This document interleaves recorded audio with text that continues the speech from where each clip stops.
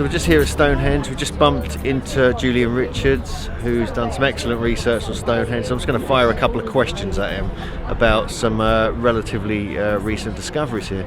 So Julian, what have you found? You said there's been some scanning done of some of the stones? Yes, it's not me that's done this work, but I think one of the most interesting recent discoveries has been the laser scanning survey of the stones, because what that's done is not only revealed that there's an awful lot more shallow carvings than we thought there were of axes and daggers, but also it's really confirmed the fact that the stones on this side of the circle, which is the northeast facing towards the sort of sunrise, are in fact the best worked ones. So Stonehenge has got a good side and a less good side, and of course what that suggests is that it was meant to be seen from this direction. So in other words, it was meant to be seen at the time when the winter sun was setting. So in some ways this work that shows that this side of Stonehenge is more carefully built actually adds emphasis to the fact that it's the winter solstice that is far more important than the summer solstice. You mentioned these carvings. Are they kind of carved into the rock, or are they relief carvings? No, they're carved into the rock. I mean, the ones on one of the trilithons over there, I mean, they were discovered in the 1950s. A dagger and an axe were the first ones that were discovered, and then more have been found subsequently simply by going and looking. But what this laser scanning has done has picked out a lot more which are so shallow that you can't really see them with the naked eye, but they are clearly there. Whole panels of them. So Stonehenge was quite richly ornamented, probably about 700 years after the Sarsens were put up. Would you mind showing us where some of these daggers are? Can you actually see Yes, them? yes, so come with me, I'll show you over here. So we're just going to have a look at some of these daggers that are carved into the rock. Could be thousands of years old, could be a sign or symbol of actually the builders who actually built Stonehenge. So Julian Richards is just going to show me where they are. Now these are the first ones that were recorded in the 1950s, and you can see there's a dagger here, there's the blade and then the hilt just here. And this is an axe. This is a shallow carving of an axe with the blade, the curved blade upwards. These were the first ones that were found in the 1950s. Although what's interesting is you can actually see those clear as a bell in photographs taken in the 19th century, but nobody'd actually spotted them. They were too concerned about all the later graffiti, the names that were carved on in the 18th and 19th century. But once those have been discovered, then that started people looking. More were discovered. As I say, it's this laser scan that's produced far more, but I think that's about as far as we can get, because that's the most detailed way we can survey the stones at the moment.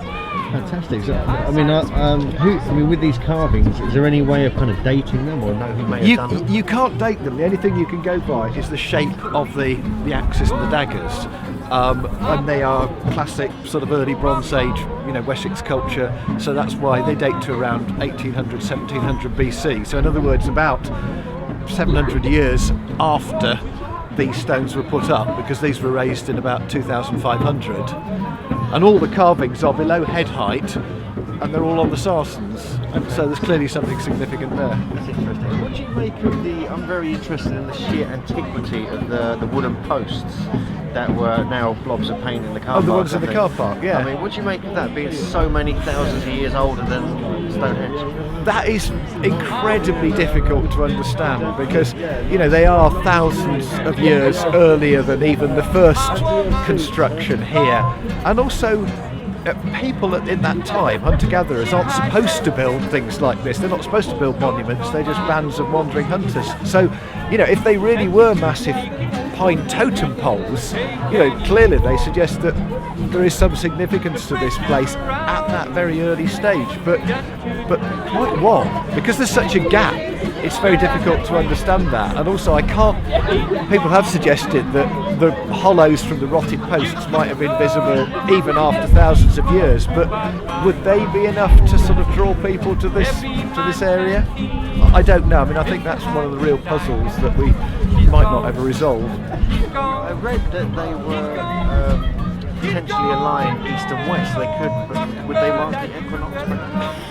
I think that's stretching it a bit. I mean, there's 3 that we know of in a sort of rough alignment. There may well have been more, although geophysical survey that I think was hoped might find some more didn't reveal any traces of any more. But I don't think they've got any particular alignment, to be quite honest. And I've got quite a strange question to ask. A strange question. I've been doing a little bit of research on the reality of kind of giant skeletons around different parts of the world, and I've read a few reports that they found sort of 8-foot, 9-foot skeletons in some of the mounds over here over 100 years or 200 years ago.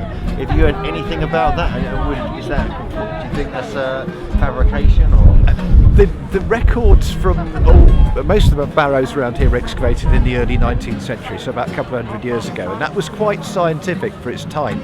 They'll talk about tall and robust person, but there's not any mention of sort of giants at that time, and I think anything before that you have to treat with a pinch of salt that that people are imagining things. So I'm not aware of any giants that have been found around here. What, you're looking for an explanation as to how they got these stones up here? One of many. One of many, yeah. No, I think we can discount giants. I think people stopped believing that it was Merlin quite a long while ago. So, because there's that classic picture from was it the 14th century of Merlin? Oh yes, of Merlin, having brought the stones over from Ireland. Yes. Now I think that was discounted quite a long while ago. So it'd be very interesting if we did find a giant around here, but not as yet. So we're just talking about Tonga with the camera off and about the trilithon there, but.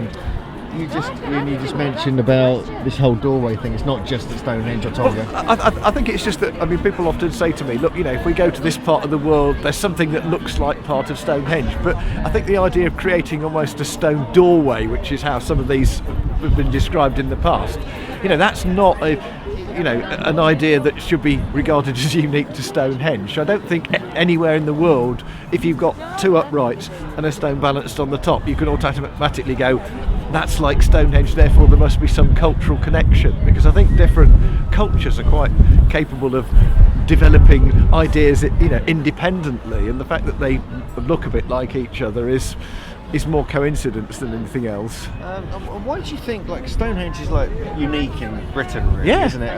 All the other stone circles kind of rough-hewn stones. Yeah. Why do you think it was done like this? Because it was just so unbelievably special as a place.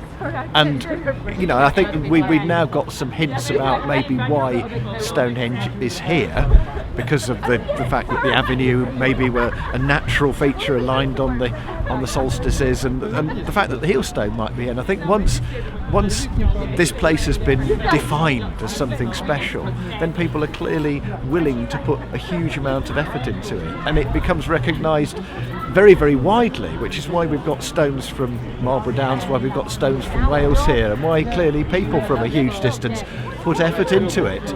And it's, in some ways, it's almost the last gasp of this tradition, isn't it? Because it's quite late in the sequence of megalithic structures. But it's the last, and it's the best, really. I still think it's the best. Nothing like this place, is there? Absolutely fantastic. Every time I'm in the centre here, it brings a smile to my face.